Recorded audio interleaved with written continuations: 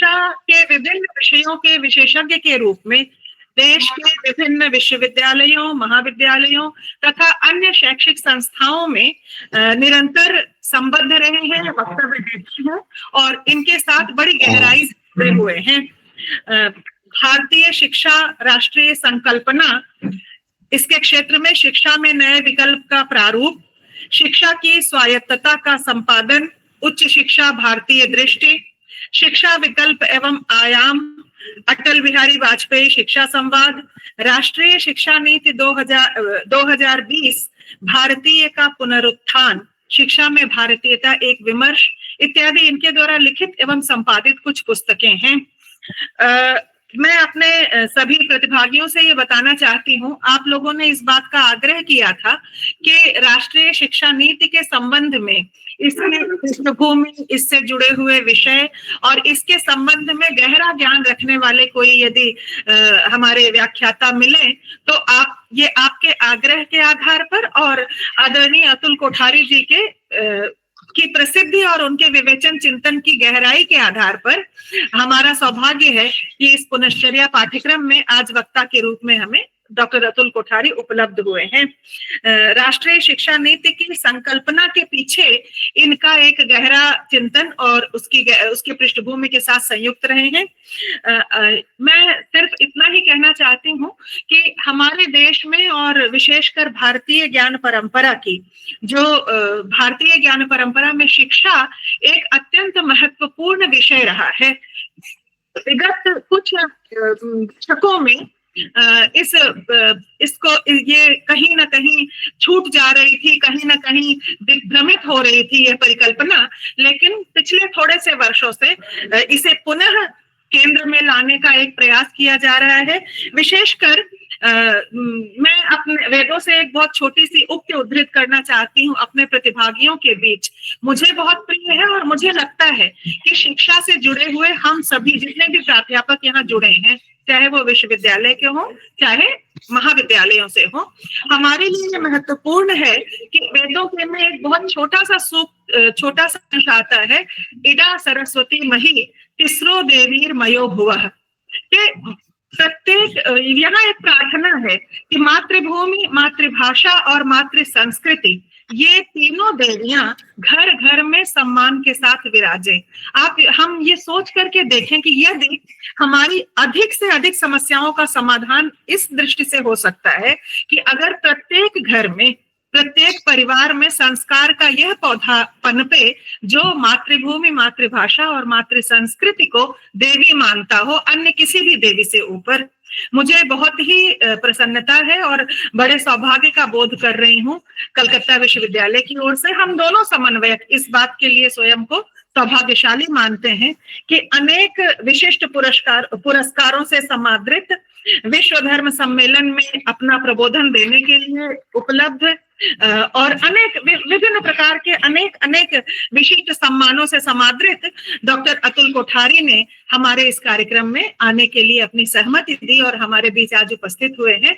आपका हार्दिक स्वागत करते हैं हम दोनों समन्वयक।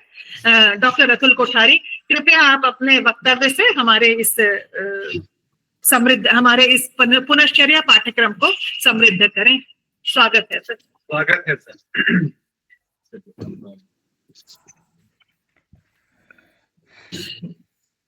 कलकत्ता विश्वविद्यालय के Malviya mission teacher training centre के द्वारा आयोजित इस कार्यक्रम के मंच पर उपस्थित जिन्होंने अभी भी उद्बोधन भी अपना दिया, डॉक्टर राजश्री शुक्ला जी, डॉक्टर राम प्रवेश रजक जी, इस आभासी माध्यम से इस वेबिनार में उपस्थित सभी सम्माननीय आचार्य बंधु और बहनों, मैं आप सभी का हार्दिक अभिनंदन करता हूं। राष्ट्रीय शिक्षा नीति 2020 इनके 5 वर्ष पूरे हो गए हैं और हम सब जानते हैं कि ये स्वतंत्र भारत की तीसरी शिक्षा नीति है। पहली शिक्षा नीति 1968 में आई थी, दूसरी शिक्षा नीति 68 का उलट कर देंगे तो 86 में आई थी, और ये तीसरी शिक्षा नीति 2020 में हमारे सामने प्रस्तुत हुई है। इसके अतिरिक्त भी शिक्षा में सुधार बदलाव के लिए कई कमीशन बने। 1948 में राधाकृष्ण कमीशन बना था, 1952 में मुदलियार आयोग बना था, 64 में कोठारी आयोग बना था, और भी कई कमिटियां, टास्क फोर्स, समितियां गठन किए गए सरकारों के द्वारा। सभी ने कुछ न कुछ अच्छे सुझाव दिए, अनुशंसाएं दी, परंतु दुर्भाग्य से हमारी इच्छा शक्ति के अभाव में इनका सुचारू और समग्रता से क्रियान्वयन नहीं हुआ। इस कारण से शिक्षा के क्षेत्र में क्वालिटी इंप्रूवमेंट की बदले हम लोग पिछड़ते गए। हर नीति, हर आयोग की कोई न कोई विशेषताएं होती है, लेकिन ये स्वतंत्र भारत की पहली नीति है जो भारत सेंट्रिक, भारत केंद्रित नीति है। इस नीति का जो इंट्रोडक्शन है, मैं आशा करता हूं कि आप सब विद्वानों ने राष्ट्रीय शिक्षा नीति का अध्ययन किया होगा। नहीं किया होगा तो अनिवार्य रूप से करना चाहिए हम लोगों ने, क्योंकि जब तक अध्ययन नहीं करेंगे तब तक क्रियान्वयन की बात आगे बढ़ने की संभावना नहीं रहती है। वो इंट्रोडक्शन लगभग, मैंने तो हिंदी में ही पढ़ा है, लगभग 8.5 पेज का है इंट्रोडक्शन। हो उसका लास्ट पेरा जो इंट्रोडक्शन का है वो भी लगभग 8.5 लाइन का है। उसमें इस राष्ट्रीय शिक्षा नीति के उद्देश्य के बारे में बताया गया है, एम ऑफ पॉलिसी एक प्रकार से। इसको मैं आपके सामने एक लाइन में प्रस्तुत करने का प्रयास कर रहा हूं। इस राष्ट्रीय शिक्षा नीति का उद्देश्य ऐसे नागरिकों का निर्माण करना है जो विचार से, बौद्धिकता से और कार्य व्यवहार से भारतीय बने। इस शिक्षा नीति का उद्देश्य ऐसे नागरिकों का निर्माण करना है जो विचार से, बौद्धिकता से और कार्य व्यवहार से भारतीय बने। प्रश्न उठता है, क्या हम भारतीय नहीं है? क्या जन्म से तो हम भारतीय है, रहते भारत में इस दृष्टि से भी भारतीय है। जब मैकोलो ने 1835 में एक शिक्षा नीति अपनी लाई, उसको लागू करने के बाद, इंप्लीमेंट करने के बाद उन्होंने अपने पिताजी को एक पत्र लिखा था कि पिताजी, मैं भारत की शिक्षा व्यवस्था बदलने में सफल रहा हूं, उसका मुझे आनंद है, लेकिन सच्ची सफलता तो तब मानी जाएगी कि जब हम, हमारा शासन, हमारी सरकार यहां नहीं होंगे, फिर भी ये व्यवस्था चलती रहेगी और इसमें से निकलने वाले दिखने में तो भारतीय होंगे, लेकिन आचार, विचार, व्यवहार से संपूर्ण वो भारतीय होंगे। मैं कभी कभी कहता हूं कि मैकोलो ज्योतिष शास्त्री भी था क्या? आज उनकी बात सारी सत्य सिद्ध हो रही है, क्योंकि आज हम देखें व्यवहारिक दृष्टिकोण से, अभी तो कुछ बदलाव, परिवर्तन हो रहा है, लेकिन कुछ सालों पूर्व तक अभी भी थोड़ी प्रभाव है उसका कि भाई जो अंग्रेजी में बोलेगा वो विद्वान माना जाएगा, अपनी भाषा में, बंगाली में, आसामी में, हिंदी में बोलेगा तो विद्वान नहीं माना जाएगा। जो मॉम डैड बोलेंगे वो मॉडर्न माने जाएंगे, माँ पिताजी बोलेंगे तो मॉडर्न नहीं माने जाएंगे। कोट पैंट टाई पहनेंगे तो वो आधुनिक माने जाएंगे, धोती कुर्ता पायजामा पहनेंगे तो वो पुरानपंथी माने जाएंगे,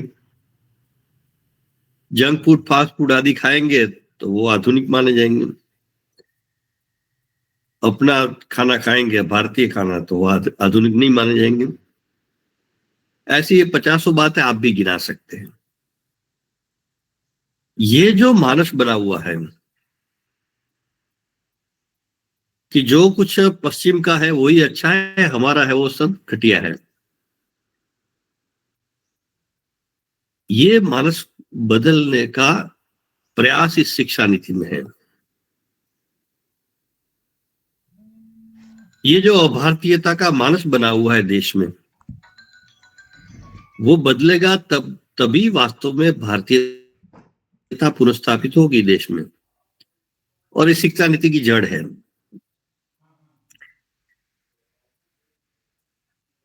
हमारे देश में, जैसे मैंने 3 बातें कही कि बौद्धिकता से, विचार से और कार्यभार से भारतीय बने। बौद्धिकता और विचारों की कई बार बहुत चर्चाएं हो जाती है। इस समय देश में सैकड़ों संगोष्ठियां, सेमिनार, कार्यशालाएं चल रहे होंगे, लेकिन जब कार्य व्यवहार की बात आती है तब बातें बदल जाती। इसलिए मैं उस पर कार्य व्यवहार के नीचे अंडरलाइन करता हूं।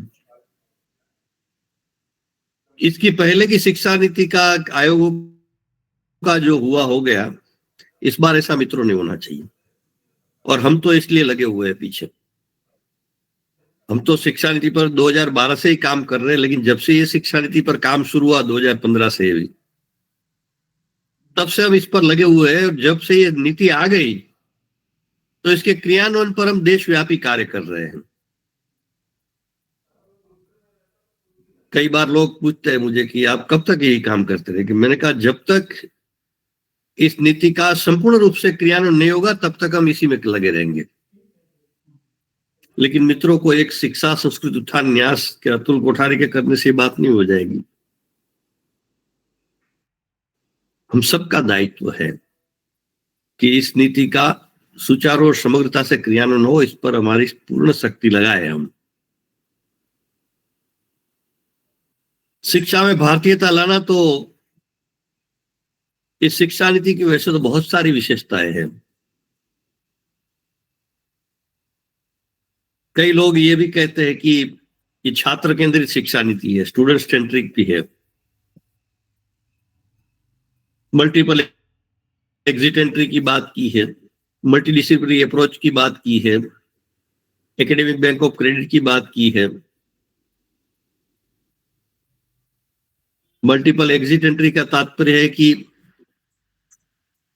कोई छात्र फर्स्ट ईयर, सेकंड ईयर में कुछ व्यक्तिगत कारण, पारिवारिक कारण से मान लो अभ्यास छोड़ देगा, बीच में से छोड़ देगा, तो आज तो उसको कुछ नहीं मिलता है, परंतु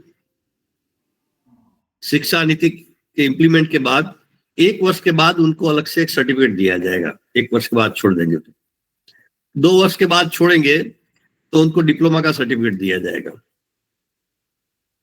छोड़ने के बाद 3 साल बाद उनको लगा कि मैं फिर से अभी ज्वाइन कर सकता हूं, तो इसको कंटिन्यूएशन में एंट्री मिल जाएगी, री एंट्री मिल जाएगी। ये मल्टीपल एग्जिट एंट्री की बात है। मल्टीडिसिप्लिनरी अप्रोच की बात है कि कल तक तो हम साइंस के साथ संस्कृत नहीं पढ़ सकते थे, कॉमर्स के साथ योग नहीं पढ़ सकते थे, इंजीनियरिंग के साथ प्रबंधन नहीं, मैनेजमेंट नहीं पढ़ सकते थे। ऐसी अनेक जड़ताएं, रेजिमेंटेशन हमारी पॉलिसी में था। हर जगह पर बीच बीच में दीवारें खड़ी कर दी थी हमने। ये सारी दीवारों को ढहाने का काम इस पॉलिसी ने किया है। यही मल्टीडिसिप्लिनरी अप्रोच है कि बच्चे अपनी रुचि, प्रकृति के हिसाब विषय चुन सकते हैं। साइंस में पढ़ने वाले छात्रों को लगता है कि मुझे मैनेजमेंट पढ़ना है तो पढ़ सकता है, और कलकत्ता में पढ़ने वाले छात्र, कलकत्ता यूनिवर्सिटी में पढ़ने वाले छात्रों को लगता है कि मुझे योग का पाठ्यक्रम बेंगलोर में स्वामी विवेकानंद यूनिवर्सिटी है उनका करना है, तो कलकत्ता बैठे हुए उसमें एडमिशन लेगा और उसकी एग्जाम भी देगा और अपने उससे क्रेडिट भी अर्न करेगा। एग्जाम्पल के लिए कि मान लो कि योग का क्रेडिट 4 क्रेडिट मिला उनको, कोर्स किया, तो जो कलकत्ता यूनिवर्सिटी का क्रेडिट उनका होगा जितना टोटल ग्रेजुएशन के बाद, उसमें वो 4 क्रेडिट प्लस हो जाएगा। ये एकेडमिक बैंक ऑफ क्रेडिट की बात है। जैसे आपके अकाउंट में कोई सिलीगुड़ी से भी पैसा डाले, कोई गुवाहाटी से भी पैसा डाले, तो आपके अकाउंट में आ जाता है। इसी प्रकार ये क्रेडिट का होगा। तो ये एकेडमिक बैंक ऑफ क्रेडिट की बात है। ऐसी अनेक नई बातें हैं इस पॉलिसी में। एक साथ 2 डिग्री भी बच्चा ले सकता है, इनकी कैपेसिटी होनी चाहिए।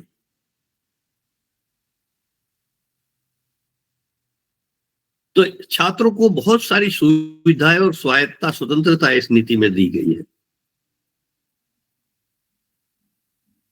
रिसर्च इनोवेशन को भी प्रायोरिटी देने की बात की है। जो हमारी आज की शिक्षा व्यवस्था की जो जो कमियां हैं, इसकी पूर्ति करने का प्रयास इस शिक्षा नीति में किया गया है। इस शिक्षा नीति में एक बात स्वीकार की गई कि हमारे हायर एजुकेशन में 5% भी प्रैक्टिकलिटी नहीं है। साउथ कोरिया में 97% प्रैक्टिकलिटी है। इसलिए क्लास 6 से वोकेशनलाइजेशन की बात की है इस पॉलिसी में। क्लास 9 से स्किल डेवलपमेंट कंपलसरी किया है। साथ साथ हर बच्चे को इंटर्नशिप कराना अनिवार्य किया है।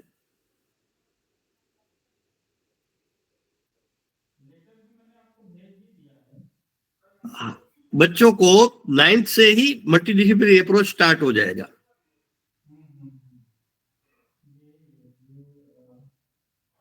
अभी 3 साल का डिग्री कोर्स है हमारे यहाँ सब जगह। तो जिसको सिर्फ डिग्री प्राप्त करना है ग्रेजुएशन की, तो 3 साल का कोर्स करके वो आगे छोड़कर अपना व्यवसाय, धंधा, रोजगार कर सकता है। लेकिन जिसको आगे पढ़ाई करनी है तो दोनों ऑप्शन रहेगा। 4 वर्ष का ऑनर्स होगा। 4 वर्ष का ऑनर्स करने के बाद उनको फिर रिसर्च करना है तो पीजी करने की आवश्यकता नहीं रहेगी। वो सीधा 4 वर्ष के बाद रिसर्च कर सकता है। छात्रों का 1 वर्ष बच जाएगा। पीजी करना चाहते हैं 4 वर्ष के बाद 1 वर्ष का होगा, 3 वर्ष के बाद 2 वर्ष का होगा। ऐसे बहुत सारे ऑप्शन होंगे बच्चों के लिए इसमें। रिसर्च में हमारा देश बहुत पिछड़ा है। इसलिए नेशनल लेवल पर नेशनल रिसर्च फाउंडेशन का भी एस्टैब्लिश किया गया है और 1 वर्ष में ही 12,000 करोड़ सरकार ने उसके लिए, केंद्र सरकार ने दिए हैं। इसके परिणाम स्वरूप ये 5 साल शिक्षा नीति लागू हुई, धीरे धीरे लागू हो रही है। अभी हुई पूरी नहीं कह सकते हैं। और वो भी सभी स्टेट की अलग अलग सिचुएशन, सभी यूनिवर्सिटी की अलग अलग सिचुएशन हो सकती है। लेकिन अभी यूएस रैंकिंग एशिया जो डिक्लेयर हुआ, उसमें पहले 10 यूनिवर्सिटी संस्थान जो है रिसर्च में आगे एशिया लेवल पर, इसमें 5 भारत के हैं। रिसर्च में चीन से भी आगे निकल गए हमारी यूनिवर्सिटी। तो इस प्रकार का रिसर्च को प्रमोशन की भी इस नीति ने काफी बात की है। साथ साथ जो इस शिक्षा नीति में आधारभूत बात है कि जिससे हमारी शिक्षा में आधारभूत परिवर्तन होगा, वो बात की है कि शिक्षा के हर स्तर पर भारतीय ज्ञान परंपरा का समावेश करना चाहिए।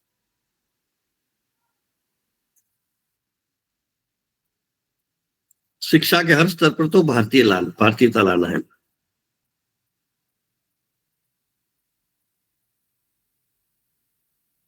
भारतीय ज्ञान परंपरा क्यों लाना है? क्या हमारा ज्ञान है इसलिए लाना है?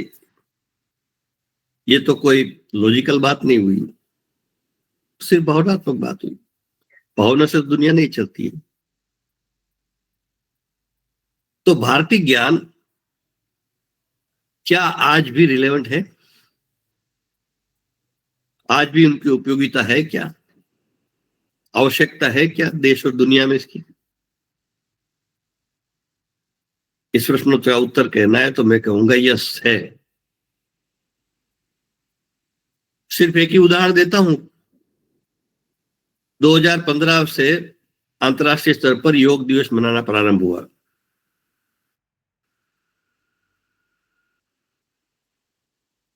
मैंने देखा कि अमेरिका जब गया था तो मैं भारत से ज्यादा केंद्र तो अमेरिका में खुले हुए हैं योग के। इंग्लैंड में तो योग ये हाई सोसाइटी के लिए है। क्यों? इतना कॉस्टली, महंगा है वहाँ। हमारे योग फुकट में मिलता है योग, तो हमको वैल्यू नहीं है उसकी कोई। कई मुस्लिम देशों ने भी योग का स्वीकार कर लिया। क्यों दुनिया ने योग को सर पर बिठाया? क्योंकि आज जो पूरे वैश्विक मानव समुदाय के सामने जो मानसिक स्वास्थ्य, मेंटल हेल्थ, स्ट्रेस, तनाव का जो चुनौती है, चैलेंज है, उसका समाधान, सॉल्यूशन किसी भी मेडिकल साइंस में नहीं है। ये इन सभी देशों ने अनुभव कर लिया, और ये भी अनुभव किया उन लोगों ने कि इसका समाधान योग में है। इसलिए उन्होंने योग को स्वीकार किया। लेकिन हमारे यहाँ तो योग की हजारों साल की परंपरा है। तब मानसिक स्वास्थ्य, तनाव का कोई प्रश्न ही नहीं था। इसका तात्पर्य क्या है कि दुनिया में क्या सोच है आज कि प्रॉब्लम क्रिएट होता है तब हम सॉल्यूशन ढूंढने निकलते हैं। कोरोना आया, सॉल्यूशन ढूंढ रहे, अभी तक नहीं मिला है। लेकिन भारतीय ज्ञान वो है कि प्रश्न खड़े नहीं न हो, प्रॉब्लम क्रिएट ही ना हो, और फिर भी क्रिएट होते हैं तो हमारे पास सॉल्यूशन उपलब्ध हो। इसलिए आज भारत नहीं, पूरी दुनिया भारतीय ज्ञान के लिए लालायित है।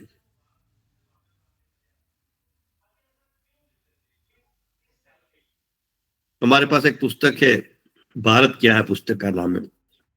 कई भाषाओं में पुस्तक छपी हुई है। उस पुस्तक में क्या है, विश्व के विद्वानों ने, नोबेल विजेता होंगे, साइंटिस्ट होंगे, अकादमिशियन होंगे, आदि आदि, इन सबों ने भारत, भारतीय संस्कृति, भारतीय परंपरा, भारतीय ज्ञान, भारतीय भाषाओं के बारे में क्या कहा है, वो भी रेफरेंस है उस पुस्तक में। और उसमें से अधिक विद्वानों ने वेद उपनिषद का उल्लेख किया है, रेफरेंस दिया है। तात्पर्य है कि उन लोगों ने वेद उपनिषद का अध्ययन किया है। भारत के कितने विद्वानों ने किया होगा, ये बहुत बड़ा प्रश्न है। और इस पुस्तक के मुख पृष्ठ पर, मेन पेज पर, आइंस्टाइन का कोटेशन है।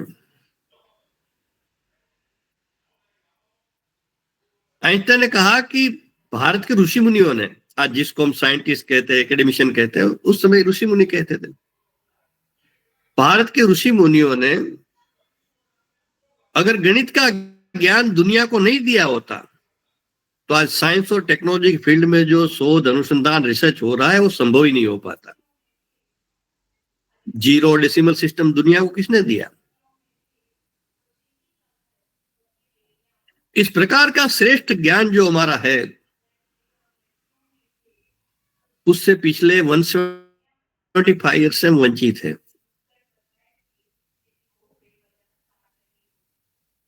इस ज्ञान को फिर से एजुकेशन में इनकलकेट करने की बात राष्ट्रीय शिक्षा नीति कह रही है।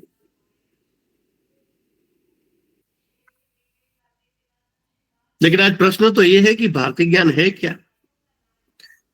क्योंकि आज से 20 साल पहले तक भारतीय ज्ञान परंपरा की बात करने वालों को विद्वान नहीं मानते थे, उसको तो किनारे कर दिया जाता था।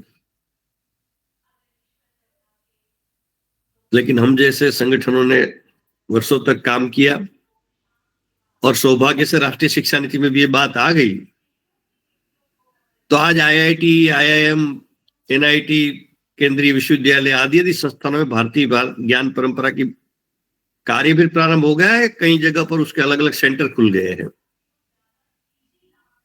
लेकिन फिर भी प्रश्न है कि भारतीय ज्ञान है क्या? आजकल एक शब्द उसके लिए अंग्रेजी में उपयोग हो रहा है, आईकेएस, इंडियन नॉलेज सिस्टम। मैं तो इस शब्द से बिल्कुल सहमत नहीं हूं। जब से इंडिया शब्द भारत के लिए उपयोग किया गया, तब से तुम्हारी ज्ञान परंपरा समाप्त हो गई है। आज जो चल रही है परंपरा है, जो कुछ, वो तो वही है इंडिया की।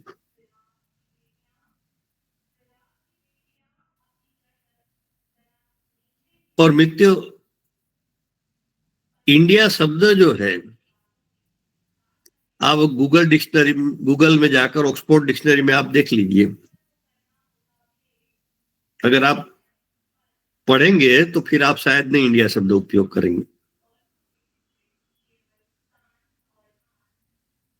तो गूगल में लिखा गया है कि 1934 तक की जो डिक्शनरी थी ऑक्सफोर्ड की,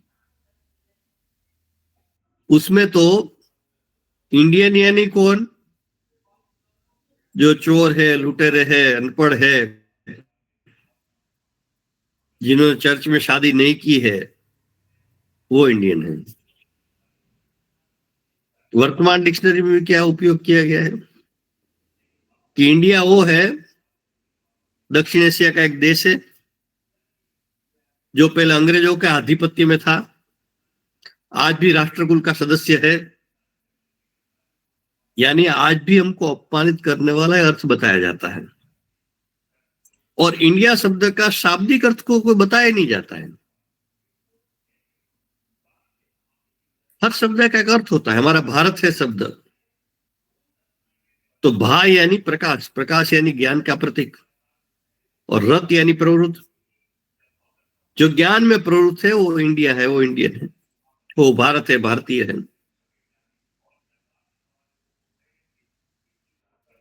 इतना श्रेष्ठ हमारा नाम है, वो हम छोड़कर हमको अपमानित करने वाला एक विदेशियों ने नाम दिया, उसको क्यों हम ढोए?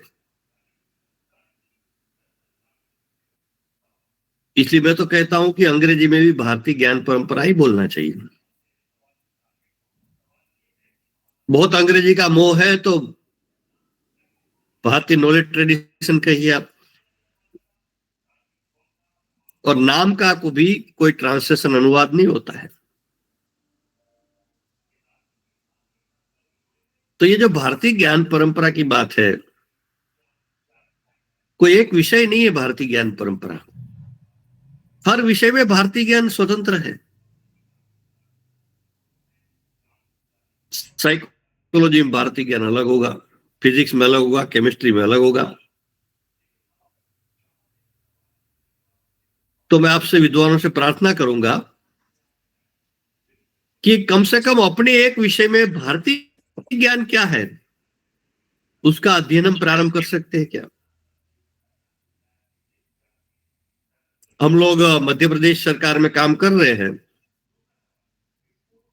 तो वह 27 सब्जेक्ट पर काम शुरू किया है हमने। हर यूनिवर्सिटी को एक एक सब्जेक्ट दिया है। 1.5 साल से काम कर रहे हैं, तब पाठ्यक्रम तैयार हुआ फर्स्ट ईयर का, और अभी पुस्तक लगभग नवंबर में फाइनल हो जाएगी। यानी एक विषय पर एक यूनिवर्सिटी काम कर रही है, बात है तब तक।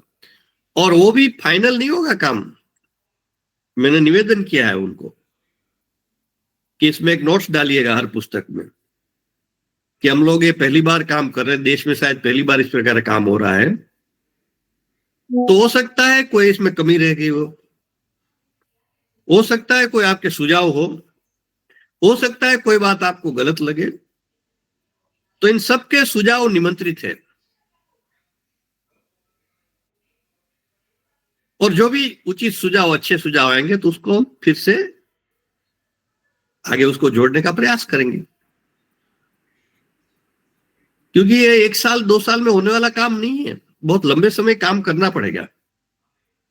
ग्रेजुअली हम करते जाएंगे, धीरे धीरे धीरे धीरे आगे बढ़ते जाएंगे। और यही भारतीयता है। भारतीयता में कहीं फुल स्टॉप नहीं होता है। There is no full stop. Comma तो हो सकता है, अल्पविराम हो सकता है। यही भारतीय पद्धति है।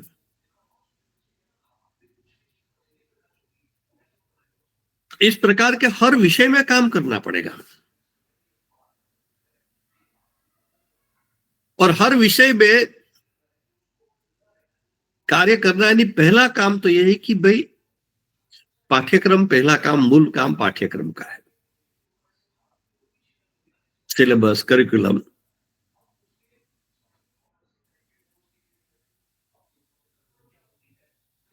तो पहला तो अध्ययन करना, अपने अपने विषयों का अध्ययन करते समय यह देखना है कि कौन सी बातें अनावश्यक है इस पुस्तकों में।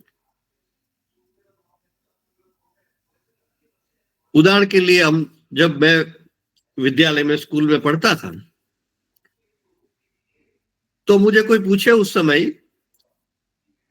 कि अंग्रेज वाइसरॉय पहला कौन आया था और लॉर्ड माउंटबेटन तक अंत में कौन आया, उसका क्रमबद्ध वर्ष के अनुसार मैं गिना देता था। पहला मुगल सम्राट कौन आया और अंतिम कौन मुगल सम्राट था, और वर्ष के अनुसार हमको स्मरण था। लेकिन तब हमको 4 वेद के नाम मालूम नहीं थे। क्यों? क्योंकि हमारे पाठ्यक्रम में वो नहीं था, बातें, वो सामग्री नहीं थी। तो ऐसी जो अनावश्यक सामग्री है पाठ्यक्रम में, इसको हटाना पड़ेगा पहले। और जो आज भारतीय ज्ञान परंपरा की दृष्टि से उपलब्ध सामग्री है, प्रमाणित है, जो उसको फिर पाठ्यक्रम में जोड़ने की बात करते।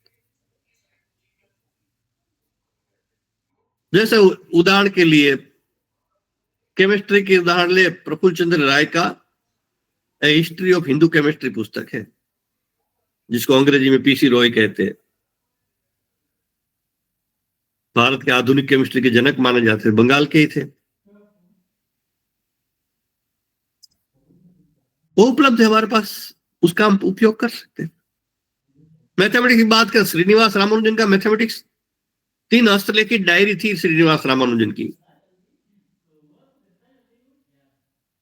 उसको टाटा इंस्टीट्यूट मुंबई ने बाद में प्रिंट किया।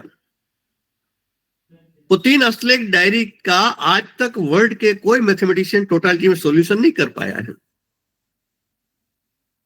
इतना मॉडर्न एरा में इतना श्रेष्ठ गणितज्ञ और कोई नहीं हुआ। ये दुनिया कहती है, मैं नहीं कहता हूं, अतुल कोठारी सिर्फ नहीं कहता है, लेकिन हमारे सिस्टम में रामानुजन नहीं है, तो उसको लाया जा सकता है। ऐसा हर विषय में लाखों पुस्तकें हैं हमारे पास देश में। और अच्छी बात यह है कि अपनी अपनी भाषाओं में उपलब्ध है आजकल पुस्तक। पहले यह था कि भाई सारा संस्कृत में है, जैसे वेद, उपनिषद, ब्राह्मण ग्रंथ आदि आदि सारा संस्कृत में ओरिजिनल तो है, लेकिन अभी लगभग सभी भाषाओं में अनुवादित तो है उपलब्ध। हाँ, जिसको बहुत गहराई से बेसिक काम करना है, उनको तो ओरिजिनल ग्रंथ, ओरिजिनल टेक्स्ट देखना चाहिए, तभी अच्छा काम होता है वो। लेकिन चलो, संस्कृत नहीं आता है तो कोई बात नहीं, अपनी भाषा में भी उपलब्ध है ग्रंथ सारे।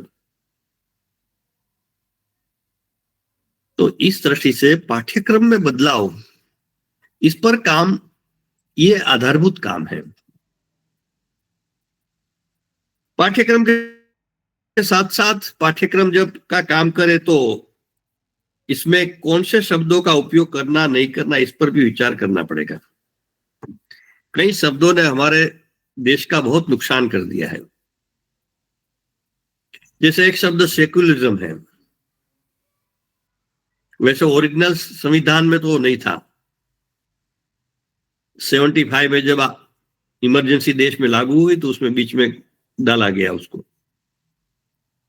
अब इस सेक्युलरिज्म का हिंदी क्या किया हमने, या तो अपनी अपनी भाषा में अनुवाद किया, धर्मनिरपेक्ष। अभी जिन्होंने हिंदी में संविधान का कार्य किया था, तत्कालीन भारत सरकार और ज्वाइंट सेक्रेटरी थे ब्रजकिशोर जी, उनकी मेरी प्रत्यक्ष बात हुई है। आज तो नहीं रहे, वो कोरोना में चले गए। उन्होंने स्वयं कहा कि अतुल जी, मैंने कई विद्वानों से चर्चा करके और अंत में माननीय राष्ट्रपति जी से भी बात करके सेक्युलरिज्म का हमने पंथ निरपेक्ष लिखा है, और इतना दुष्प्रचार करके धर्मनिरपेक्ष कर दिया हम लोगों ने। धर्मनिरपेक्ष कोई व्यक्ति हो ही नहीं सकता है भारत में। धर्म यानी पंथ, मजहब, संप्रदाय कहते हैं, रिलीजन कहते हैं, वो रिलीजन नहीं है। हमने धर्म का इंग्लिश रिलीजन कर दिया। ऑक्सफोर्ड डिक्शनरी में भी धर्म का धर्म ही इंग्लिश में रोमन में लिखा गया है। धर्म हमारे यहाँ कर्तव्य, ड्यूटी के भाव में धर्म था, आज भी है। व्यवहार में तो हम कई बार ठीक प्रयोग करते हैं। किसी पड़ोसी ने हमको मदद की तो हम कहते हैं कि भाई साहब कहीं का धन्यवाद, ये तो मेरा पड़ोसी धर्म था। हमारे यहां हर जन में, जन जन के व्यवहार में, व्यवसाय में, सब जगह धर्म जुड़ा हुआ था।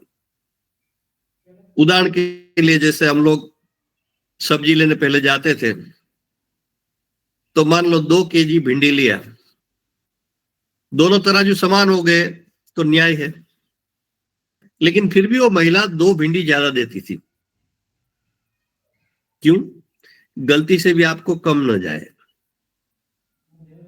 दूध लेने जाते थे या देने आते थे घर पर, 2 लीटर दूध लिया, 2 लीटर के बाद वो थोड़ा दूध डाल देते थे कि गलती से भी आपको कम न चला जाए। वो सब्जी वाले का और दूध वाले का धर्म था। तब हमारे यहाँ मिलावट की बात, कम देने की बात, ये स्वप्न में भी किसी को ख्याल नहीं था। हमने इस धर्म को निकाल दिया सभी क्षेत्रों से, तो आज अधर्म का साम्राज्य स्थापित हो गया देश में। हर बातों में मिलावट, कम देना आदि आदि चलता है। दूध पीना नहीं पीना प्रश्न उठता है, क्योंकि सही दूध होगा कि नहीं होगा मालूम नहीं। तो ऐसे जो जो शब्द है, मोक्ष का हम साल्वेशन लिखते हैं, सही अर्थ नहीं आता है।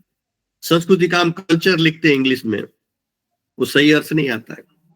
इसलिए कुछ शब्द यथावत रूप में उपयोग प्रयोग करना चाहिए।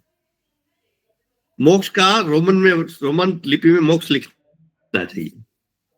बहुत थोड़ा आवश्यक शुरुआत में लगे तो कोष्टक में इंटू ब्रैकेट साल्वेशन लिख दो, 2, 4, 5 साल के बाद कोष्टक समाप्त हो जाएगा, ब्रैकेट समाप्त हो जाएगा। और ये सारे शब्दों का अर्थ आप डिक्शनरी में जाकर देखिएगा कि जो संस्कृति का हम अर्थ करते हैं और कल्चर का अर्थ जो बताते हैं डिक्शनरी में, वो समान है क्या नहीं है। मैंने जैसे कहा ना कि ऑक्सफोर्ड की डिक्शनरी में भी धोती का धोती लिखा गया है, गुरु का गुरु ही लिखा गया, उसका अनुवाद नहीं किया उन्होंने। वो तो समझते, हम नहीं समझ पाए। तो इन शब्दों ने बहुत बड़ा नुकसान किया है हमारा, इसलिए इस पर विचार करना होगा। साथ साथ मैंने जैसे कहा कि प्रैक्टिकलिटी लाने की बात करनी पड़ेगी। आज हमारी शिक्षा में बिल्कुल प्रैक्टिकलिटी नहीं, थियरी है। कई कुलपति, वाइस चांसलर मुझे कहते हैं कि अतुल जी क्या करें, क्लास में बच्चे ही नहीं आते हैं। मैंने कहा क्यों आएंगे? तो उन्होंने कहा आप कह रहे हैं। मैंने कहा हाँ मैं कह रहा हूं। क्यों कह रहे हैं?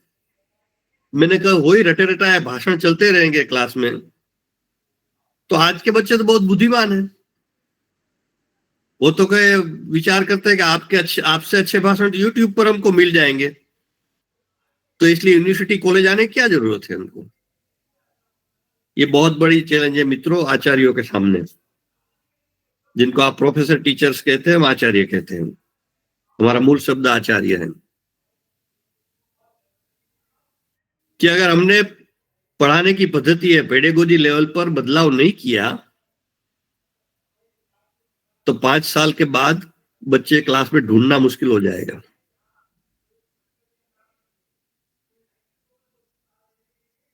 हमारे यहाँ भारतीय परंपरा में 32 प्रकार की 32 टाइप ऑफ टीचिंग मेथोडोलॉजी थी। टीचिंग की आर्ट है, आर्ट ऑफ टीचिंग। पढ़ाना ये कला है। हर दिन बच्चों को लगना चाहिए आज क्लास में कुछ नया होगा। देखिए आप क्लास में एक बच्चा गैरहाजिर नहीं रहेगा। और भारतीय पद्धति में तो पहले प्रैक्टिकल बाद में थियरी की बात थी। प्रैक्टिकल अगर करा देंगे तो थियरी समझना बहुत आसान हो जाता है बाद में। तो पेडागोजी लेवल पर बदलाव लाना पड़ेगा। इसमें भारतीयता कैसे लाना, इसका विचार करना पड़ेगा। आज हमारी जो शिक्षा की सबसे बड़ी समस्या है वो है परीक्षा, एग्जामिनेशन, इवेल्यूशन। 365 दिन का 3 घंटे में इवेल्यूशन, मूल्यांकन, इससे भयानक सिस्टम कोई दुनिया में हो नहीं सकती। उस दिन उस बच्चा को कुछ बीमार हो गया या घर में परिवार में कुछ हो गया तो हम उनकी जिंदगी बर्बाद कर देते हैं।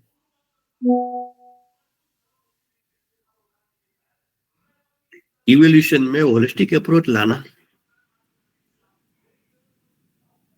शिक्षा नीति के ड्राफ्ट में ये बात है कि 360 डिग्री इवोल्यूशन होना चाहिए, अर्थात समग्र सर्वांगीण मूल्यांकन होना चाहिए। यही भारतीय दृष्टि है। मूल्यांकन की एक समग्र दृष्टि होनी चाहिए। हमारे यहां तो कहा जाता है कि नालंदा विश्वविद्यालय में बच्चा एंटर होता था, वहीं से उसका मूल्यांकन शुरू हो जाता था, वहीं से उनका साक्षात्कार शुरू हो जाता था। आज एसी चैम्बर में बैठकर हम साक्षात्कार ले, वैसा नहीं। वो जो चौकीदार वहां खड़ा रहता था, बैठता था, वो देखता था बच्चे की चाल ढाल, व्यवहार, बिहेवियर, आचार व्यवहार, वाणी, सब देखता था और उसके आधार पर वो कुलगुरु को रिपोर्ट करता था। इसमें 70% बच्चे बाहर निकल जाते थे। मूल्यांकन तो वहां से शुरू हो जाता था। आज दुनिया की टॉप लेवल यूनिवर्सिटी में सिर्फ मार्कशीट के आधार पर एडमिशन मित्रों नहीं मिलता है। वो देखते हैं कि बच्चा कितना इको फ्रेंडली है, कितना वैल्यूज है इसमें, स्किल में कितना पावरफुल है, स्पोर्ट्स में कितना इंटरेस्ट लेता है, एक्टिविटीज में कितना पार्टिसिपेट करता है, आदि आदि चीजें देखकर उसको एडमिशन मिलता है। तो अनेक प्रकार से इवोल्यूशन करना पड़ेगा, तभी सही मूल्यांकन बच्चों का हो सकता है। तो ये एग्जामिनेशन इवोल्यूशन में चेंज लाना है, बहुत बड़ी चैलेंज भी है।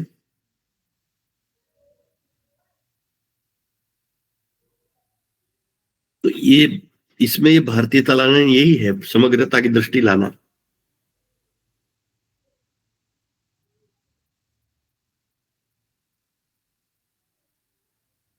शिक्षा में नैतिक मूल्यों का समावेश करना। विद्वान लोग 3 प्रकार के मूल्यों की बात करते हैं: नैतिक मूल्य, पारिवारिक मूल्य और संवैधानिक मूल्य। पारिवारिक, सामाजिक दोनों कह सकते हैं। तो मूल्य को एक अलग विषय लेक्चर देने से मूल्य नहीं सिखाया जा सकता है।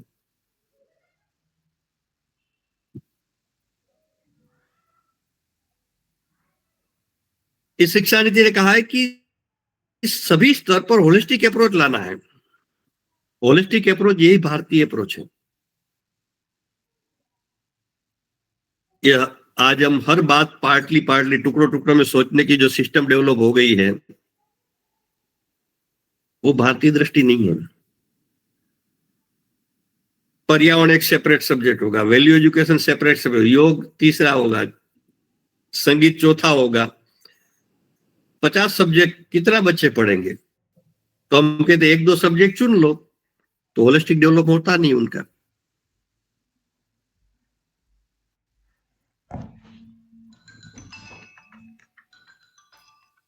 हम लोग स्वामी विवेकानंद यूनिवर्सिटी मध्य प्रदेश में काम करते हैं, हमारा एमओयू है वहां। तो उस यूनिवर्सिटी में डिजास्टर मैनेजमेंट का एक कोर्स है। तो उन लोगों ने आसपास के गांवों में, कस्बों में बोर्ड लगाया है विश्वविद्यालय ने, क्या आपको कोई भी दुर्घटना होती है, कोई समस्या खड़ी होती है, तो आप इस नंबर पर फोन करिए, आपको सहायता मिलेगी। जैसे ही फोन आता है किसी का, 8-10 बच्चे और एक प्रोफेसर गाड़ी लेकर जाते हैं और जितनी उनकी क्षमता है उतना वो ठीक करके आते हैं। ना किसी से एक पैसा लेते हैं, न किसी से एक पैसा मांगते हैं। कभी कोई देने की बात करे तो भी नहीं लेते हैं। देखो, एक घटना है, ये एक प्रयोग की बात है। उस बच्चों को प्रैक्टिकल ट्रेनिंग की बाद में आवश्यकता नहीं पड़ेगी। आज तो हमारी स्थिति क्या है शिक्षा की? एक टेक्निकल एजुकेशन का एक हमने नेशनल कॉन्फ्रेंस किया था दिल्ली में, तो एक एनआईटी के डायरेक्टर उसमें संबोधित कर रहे थे। उन्होंने कहा कि मैं शुरू शुरू में एक इंडस्ट्रीज में जॉब के लिए गया था, तो कुछ दिन के बाद मुझे मैनेजर ने बुलाया। उन्होंने मुझे कहा कि देखो, तुमने जो पढ़ाई की ना उसको एक तरफ रख दो, यहां जो आवश्यकता है वो पहले ट्रेनिंग लो, फिर काम करो। उन्होंने कहा तो मुझे तो अटैक आ जाता कि मेरे माँ बाप ने लाखों रुपए खर्च किए मेरे पीछे, मैंने 25 वर्ष खर्च कर दिए पढ़ाई के लिए, वो आईआईटी में एमटेक पीएचडी तक पढ़े हुए थे, सरकार ने करोड़ों रुपया खर्च कर दिए, और ये मैनेजर कहता है इसका कोई काम नहीं है। क्योंकि हमारे यहाँ प्रैक्टिकल नॉलेज की बात ही नहीं है।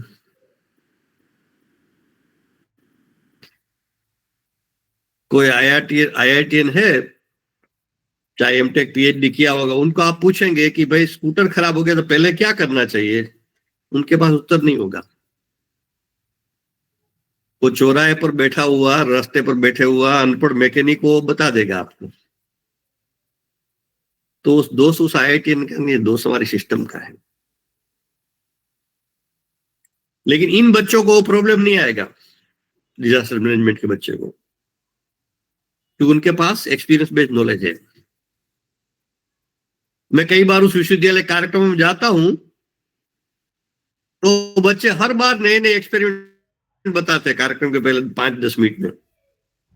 एक बार तो मैं गया तो मुझे ही सिखा रहे थे कि आइए, मंच पर बुलाया मुझे कि अगर गैस लीकेज हो गया और घर में आग लग जाए कैसे बुझा सकते हैं, मुझे सिखा रहे थे। तो इनके पास प्रैक्टिकल ट्रेनिंग है, अनुभव है, एक्सपीरियंस बेस्ड नॉलेज है उस बच्चों के पास, जो आज हमारी सबसे बड़ी समस्या है।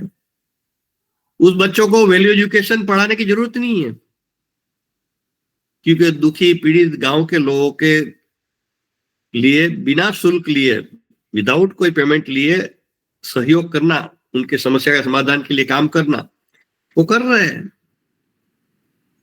इससे बड़ा वैल्यू एजुकेशन कैरेक्टर की बात क्या हो सकती है, संस्कारों की बात। ये होलिस्टिक अप्रोच है, हर स्तर पर होलिस्टिक अप्रोच लाना है, ये पॉलिसी कह रही है।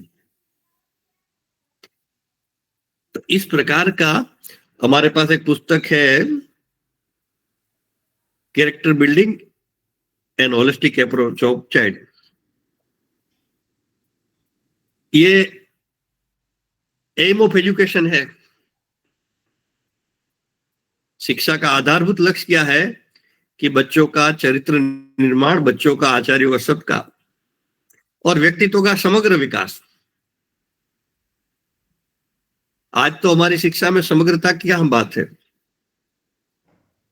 कोई एक विषय पर उस छात्र 60-70% वो पुस्तक रट लेगा तो 90-95% मार्क ला सकता है,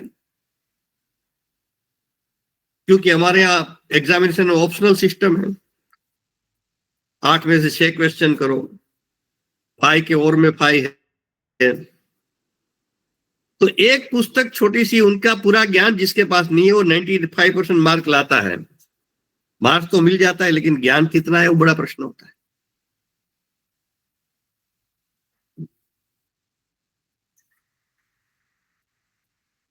तो सिर्फ रटन प्रक्रिया से बच्चे आगे बढ़े इससे नहीं होगा। बच्चे के व्यक्तित्व का समग्र विकास होना चाहिए, दुनिया भर का ज्ञान उसके पास होना चाहिए, अनुभवजन्य ज्ञान होना चाहिए। हर विषय नहीं पढ़ा सकते हैं, लेकिन एक्स्ट्रा करिकुलर एक्टिविटीज में कई बातें कर सकते हैं।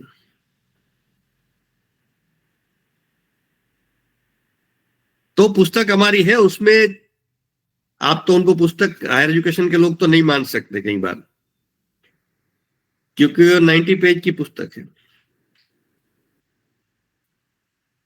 और उसमें 50 विषय है, एक पुस्तक छोटी सी।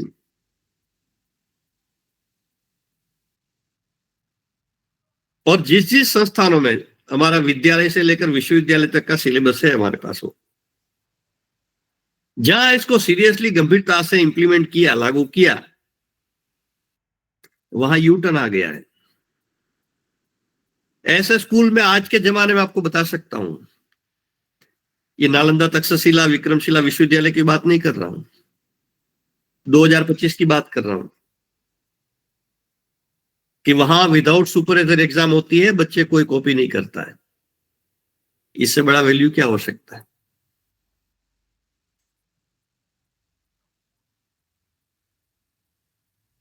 तो इस प्रकार का ये सिलेबस है चरित्र निर्माण व्यक्तित्व के समग्र विकास का, जो शिक्षा का आधारभूत लक्ष्य है। हमारे अनेक महापुरुषों ने, पूर्व की शिक्षा नीतियों ने ये बात अलग अलग स्वरूप में कही है।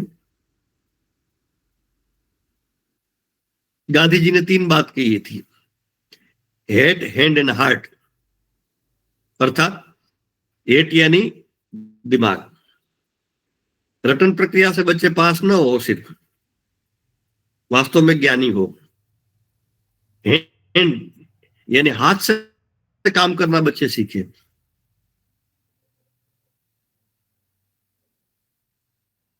आज तो हाथ से काम करने की बात ही नहीं है, इसलिए इस नीति में स्किल डेवलपमेंट, वोकेशनलाइजेशन, इनोवेशन, ये सब विषय लाए हैं। और हार्ट यानी बच्चे संवेदनशील हो, गरीबों के लिए, पीड़ितों के लिए, वंचितों के लिए इसके हृदय में संवेदनाएं हो कि इनको सहयोग करना, समर्थन करना, ये हमारा दायित्व है।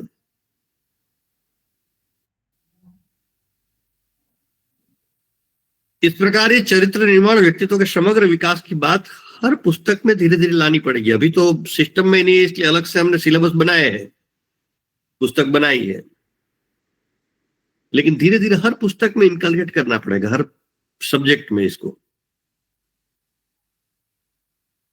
जैसे एग्जाम्पल के लिए मैनेजमेंट की बात है, तो मैनेजमेंट में हमने उसको सेल्फ मैनेजमेंट के रूप में लाया है। आज हमारी मैनेजमेंट एजुकेशन में सेल्फ मैनेजमेंट विषय शायद नहीं है। जो स्वयं का प्रबंधन नहीं कर पाता है ठीक से, वो दूसरे का, दुनिया का प्रबंधन कैसे करेगा?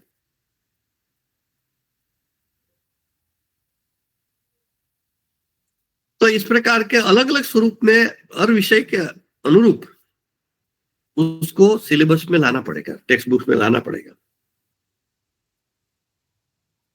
जो शिक्षा का आधारभूत लक्ष्य है।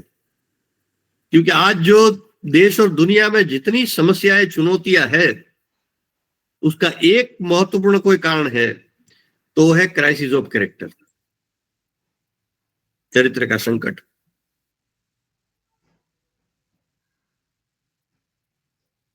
इसलिए ये सिलेबस शिक्षा का आधारभूत लक्ष्य है, ये विषय, इसको समावेश करने की बात इस पॉलिसी ने कही है।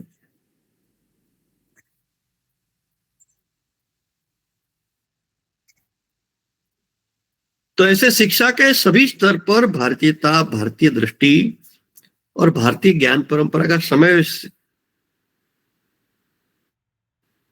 हमारा एक बेस पेपर है भारतीय ज्ञान परंपरा का,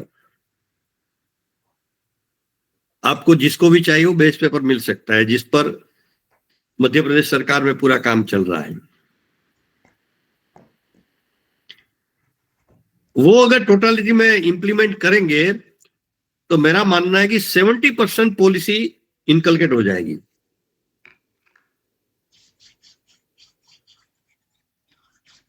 जिनको आपको चाहिए तो मैं एक नंबर आपको लिखवाता हूं, आप नोट कर सकते हैं।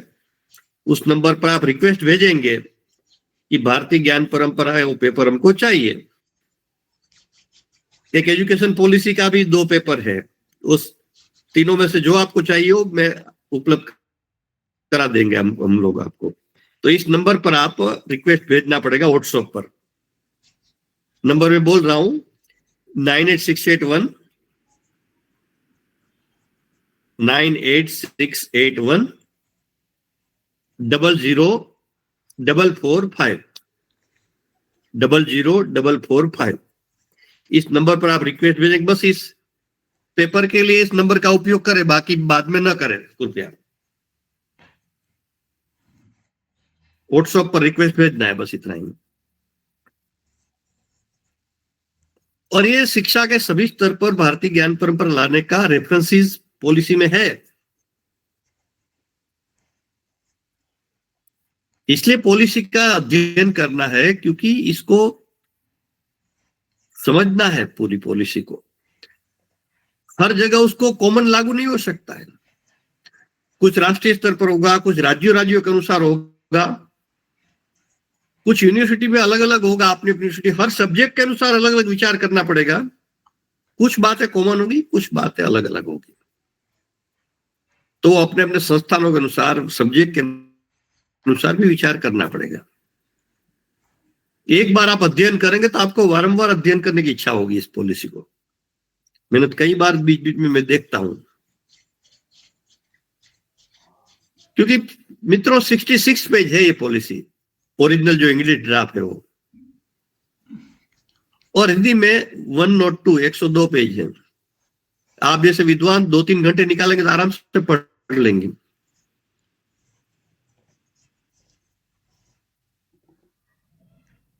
सारा हमारा परिवेश है जो संस्थानों का, हमारा व्यवस्था तंत्र, एडमिनिस्ट्रेशन, मैनेजमेंट, इन सब में भी भारतीयता लाने की बात है। एडमिनिस्ट्रेशन, मैनेजमेंट का ह्यूमन फेस होना चाहिए, यही भारतीय दृष्टि है। डंडा से काम नहीं चलता है, शिक्षा क्षेत्र है ये, कहीं भी नहीं चलता है, लेकिन शिक्षा में तो बिल्कुल नहीं चलता है। आज हमारी सारी व्यवस्थाएं है भारतीय है क्या? मुझे एक पत्रकार ने पूछा कि भारतीयता यानी क्या? मैंने कहा सिंपल बताता हूं मैं आपको, कि जो स्वास्थ्य के लिए और पर्यावरण के लिए अनुकूल है वो भारतीय है।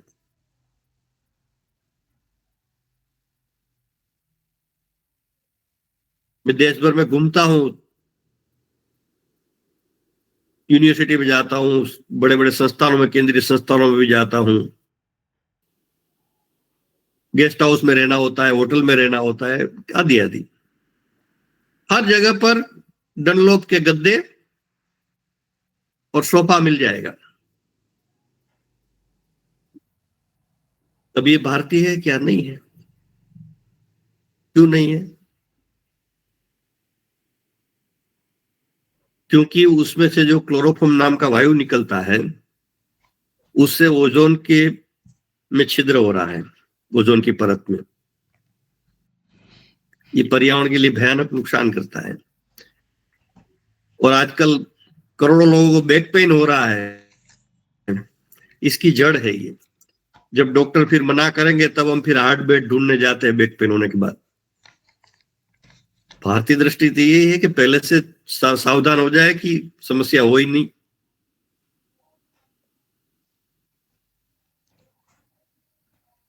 तो सारी हमारी व्यवस्था, एडमिनिस्ट्रेशन, मैनेजमेंट, सब में भारतीयता लाने की बात है। और शिक्षा में आध्यात्मिकता का समावेश करना, एक प्रकार से समग्र शिक्षा की दृष्टि आध्यात्मिक होनी चाहिए। कई बार आध्यात्मिकता को हम साधु संत सन्यासियों के साथ जोड़ देते हैं,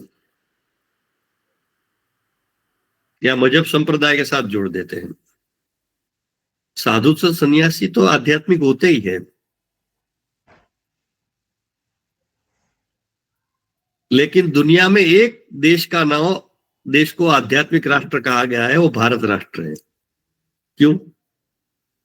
क्योंकि हमारे जन जन में आध्यात्मिकता व्याप्त थी, आज भी है कुछ मात्रा में। आध्यात्मिकता का तात्पर्य क्या है? स्वामी विवेकानंद ने बहुत सरल अर्थ समझा दिया है कि निस्वार्थ भाव से कोई भी कार्य करना वो आध्यात्मिकता है। जो जितना निस्वार्थी है उतना वो आध्यात्मिक है।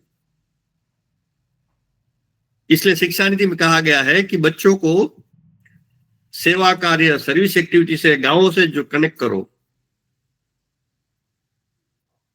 यही आध्यात्मिक दृष्टि है।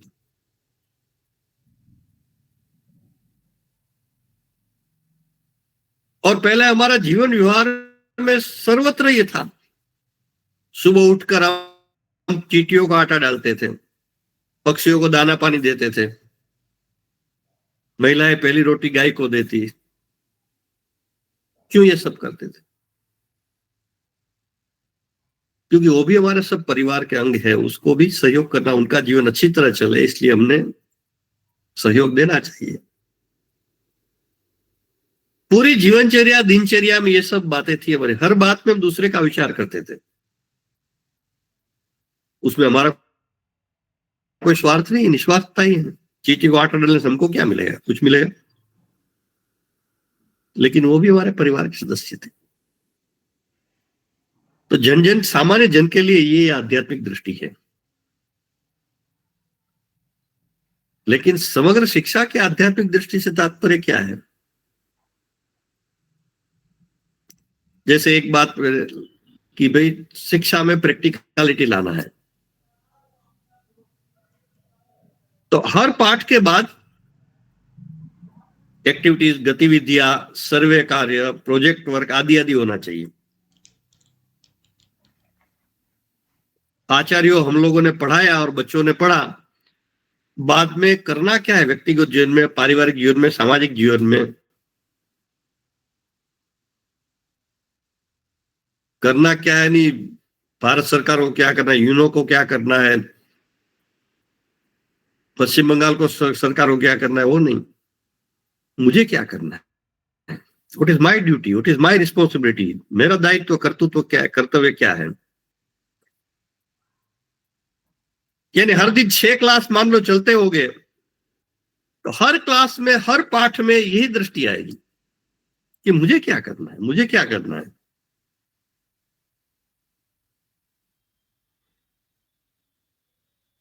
यानी बच्चा और हम सब अपने अंदर देखेंगे। आज दुनिया बहिर्मुखी हो गई। भारत के प्रधानमंत्री क्या बोल रहे हैं, अमेरिका के प्रेसिडेंट क्या बोल रहे हैं, इस पर तो हम कमेंट करते रहते हैं दिन में, कभी भी कर सकते हैं, हम डेमोक्रेसी में जीते हैं तो। लेकिन हमारा 24 घंटे कैसा गया इसको सोचने के लिए 10 मिनट का समय मिलता है क्या कभी? अर्थात आज दुनिया बहिर्मुखी होगी, हम लोग बाहर ही देखते हैं। इस शिक्षा पद्धति से बच्चे अंतर्मुखी बनेंगे, बच्चे, आचार्य सब, कि दुनिया क्या करेगी नहीं सोचना है, मुझे क्या करना है। हाँ सर। मेरा क्या रिस्पॉन्सिबिलिटी, मेरा क्या दायित्व है, मेरा क्या कर्तव्य है। हर क्लास में, हर पाठ में 365 दिन 20 साल पढ़ेंगे तो यही दृष्टि होगी, तो वो फिर बाहर नहीं देखेगा कि दुनिया को क्या करना है, वो नहीं सोचेगा। मुझे क्या करना है वही सोचेगा, अपने अंदर देखेगा, अंतर्मुखी बनेगा। तब वो सोचता है। फिर मनुष्य है, चिंतनशील प्राणी है। अपने अंदर जब गहराई से जाता है व्यक्ति, अंतर्मुखी बनता है, तो मैं कौन हूं, हुए माई, मेरा इस दुनिया में अस्तित्व का क्या कारण है, मेरा भारत में क्यों जन्म हुआ, मेरा बंगाल में क्या जन्म हुआ, मेरा कलकत्ता में क्यों जन्म हुआ, मैं इस फैमिली में क्यों पैदा हुआ, सब सोचता है मनुष्य। मैं हूं कौन?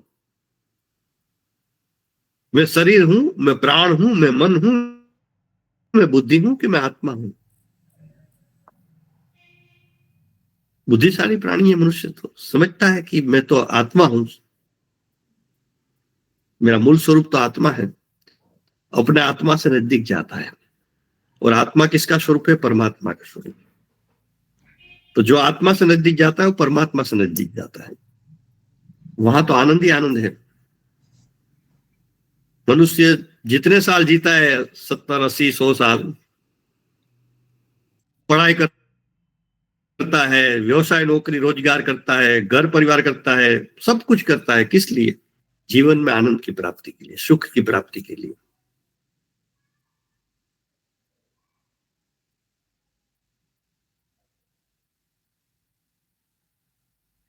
और आज हमारे व्यक्ति के प्रश्न है, परिवार के है, देश और दुनिया के प्रश्न है, सॉल्यूशन ढूंढते हैं, मिलता नहीं है। क्यों? सॉल्यूशन हम बाहर ढूंढ रहे हैं। मित्रों, सॉल्यूशन बाहर नहीं, अंदर है।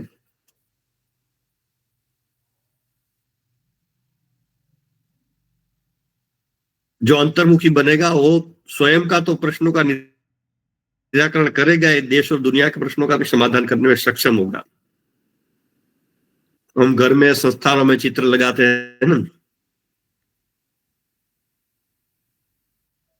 चाहे सुभाष बाबू का लगाए, चाहे विवेकानंद का लगाए, चाहे महात्मा गांधी का लगाए, चाहे डॉक्टर एडगर का लगाए, क्यों लगाते हैं? वो सब महापुरुष है, महान व्यक्तित्व है। वो महान है और हम सामान्य क्यों है? इतना अंतर है कि वो अंतर्मुखी थे, हम बहिर्मुखी हैं।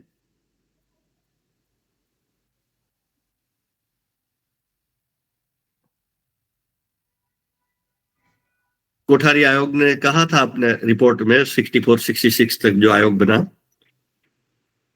कि हमारी कक्षा कक्ष में ही राष्ट्र का निर्माण होता है, हमारे क्लासरूम से राष्ट्र का निर्माण होता है। इसका तात्पर्य क्या है? यही है कि हर बच्चा यूनिक है, हर बच्चे में कुछ कैपेसिटी, हर बच्चे में कुछ क्वालिटी, विशेषताएं हैं। इस विशेषता को पहचानना, उस क्वालिटी को देखना, यह आचार्यों का काम है। हर क्लासरूम में से प्रफुल्ल चंद्र राय, श्रीनिवास रामानुजन, अब्दुल कलाम, विवेकानंद, सुभाष बाबू निकल सकते हैं। बस इस दृष्टि की आवश्यकता है कि बच्चे और हम आचार्य सब अंतर्मुखी बने, तो स्वयं को भी पहचानेंगे। जो स्वयं को पहचानता है वो पूरी दुनिया को पहचान सकता है। आज हम स्वयं को पहचानते हैं और दुनिया को पहचानने जाते हैं। स्वयं के प्रश्नों का सॉल्यूशन कर नहीं पाते, दुनिया के सॉल्यूशन कैसे करेंगे प्रश्नों का, देश और दुनिया के? इस प्रकार के बच्चों का निर्माण करना, यह शिक्षा का कार्य है। एफवाई से एसवाई में चला गया, बीएससी के एमएससी में चला गया, ये तो एक औपचारिक शिक्षा की बात है सिर्फ। आज तो हमारी शिक्षा व्यवस्था से प्रश्न निर्माण करने वाले बच्चे तैयार करते हैं। अनपढ़ गांव के गरीब लोगों ने समस्या निर्माण नहीं की है ज्यादा देश में, दुनिया में।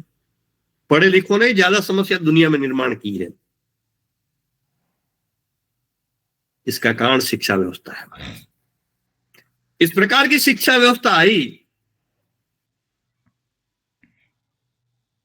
तो समस्याओं के समाधान करने वाले बच्चे निर्माण होंगे।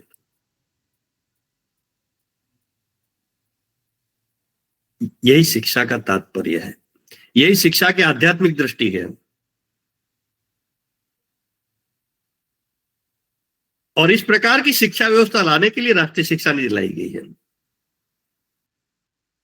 इस राष्ट्रीय शिक्षा नीति से सुचारू और समग्रता से क्रियान्वयन से देश की शिक्षा बदलेगी। जो हमारा सैकड़ों वर्ष का स्वप्न है कि मैकोलो की शिक्षा जान के भारत की शिक्षा आनी चाहिए, भारतीय शिक्षा, बातें करने से, नारे देने से नहीं होगा, काम करना पड़ेगा। और शिक्षा बदलेगी तो जो हमारा स्वप्न है, हमारे माननीय प्रधानमंत्री जी का है कि 2047 तक विकसित भारत बने। चाहे हमारे अब्दुल कलाम जी ने कहा था समर्थ, शक्तिशाली, संपन्न भारत बने। चाहे विकसित भारत की बात हो, चाहे विश्व गुरु की बात, भारत की बात हो, इसका रास्ता तो एजुकेशन थ्रू शिक्षा ही गुजरता है। जैसा नागरिक, समाज, राष्ट्र चाहे वैसी शिक्षा होनी चाहिए। ऐसी शिक्षा थी नहीं अभी तक हमारी। जब भारत विश्व गुरु था, नालंदा, तक्षशिला, विक्रमशिला, वल्लभी, काशी, ऐसे अनेक विश्वविद्यालय थे। दुनिया में विश्वविद्यालय का कॉन्सेप्ट ही नहीं था। जब किसी को दुनिया में शिक्षा, ज्ञान, विद्या प्राप्त करना था, विज्ञान सीखना था, व्यापार, व्यवसाय, रोजगार सीखना था, वो सब भारत में आते थे। आज तो उल्टी गंगा बह रही है। हर साल लाखों बच्चे विदेश जा रहे हैं। पिछले 5 साल में विदेश से भारत आए हुए टोटल बच्चे हैं 49,000 ओनली है। ये जो उल्टी गंगा बह रही है उसको फिर से सही दिशा देनी है, तो इस शिक्षा नीति के द्वारा होगा, शिक्षा के द्वारा ही संभव है होगा। इसलिए चाहे विकसित भारत हो, चाहे विश्वगुरु भारत हो, समर्थ शक्तिशाली भारत हो, उसकी नींव ये नई राष्ट्रीय शिक्षा नीति है। शिक्षा बदलेगी तो देश बदलेगा। हमारा ध्येय वाक्य है, देश को बदलना है तो शिक्षा को बदलो। If you change the country, change the education system.